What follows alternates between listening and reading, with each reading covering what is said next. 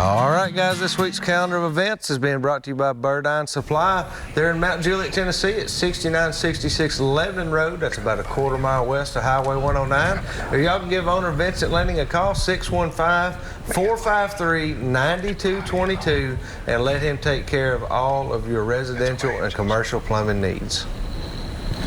All right, guys, welcome back to the studio. We've got just a couple minutes left, but we already had one of you guys send us a message and wanted me to ask real fast, Jared, what type of cameras do you prefer to use when you're filming in the field? Yeah, so we use a wide variety, but I'll try to cover the main ones quick.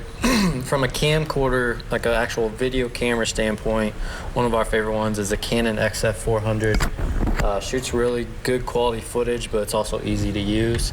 On the mirrorless or DSLR, more of the beauty footage, B-roll type footage, we use a lot of the Sony Alpha line. So we use a lot of the A7 IIIs, A7Ss, A7Rs. You can back down, depending on what your budget is, down to like A6500 or A6300.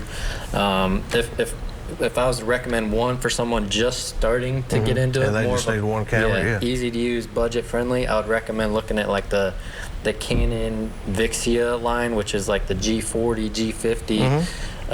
Very easy to use, compact camera. Yeah, we have some. Yeah, I know they're great cameras. So that's probably what I'd recommend to the guy just getting in. And they're easy to use. Like you say, you don't want something that you have to get out there and train a guy for 2 weeks, give him some certification so he knows how to run the camera.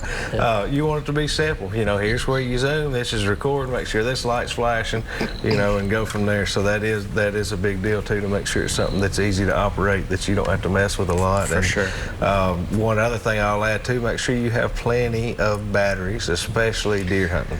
I know in that cold weather you probably deal with much colder weather, and those darn batteries in cold weather, it's just this quick. I mean, you film a little B-roll and your battery's flashing. It's like, man, here we go. It's constant. So keep those batteries, plenty of batteries handy, and I suggest using hot hands or something in a pouch to keep them warm. They will last longer if you'll keep hot hands or something. That's probably something you guys really have to do where you're at. Yeah, for sure. Just make sure you have plenty on hand. That's all you can do. Yeah. And don't change them at the wrong time. That's right.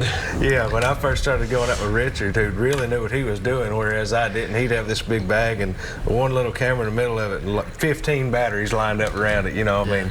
But you'll know when a guy knows what he's doing, he'll have his camera too, and he'll have plenty of batteries. So make sure you do that. But guys, thank y'all so much for being here tonight. Jared, it was great to have you. Andy, David, all of you. Wish y'all luck. I'm really looking forward to seeing Chasing Red, seeing it take off and get going. I know it's going to be awesome, just like everything else you've done. Looking forward to seeing y'all this weekend.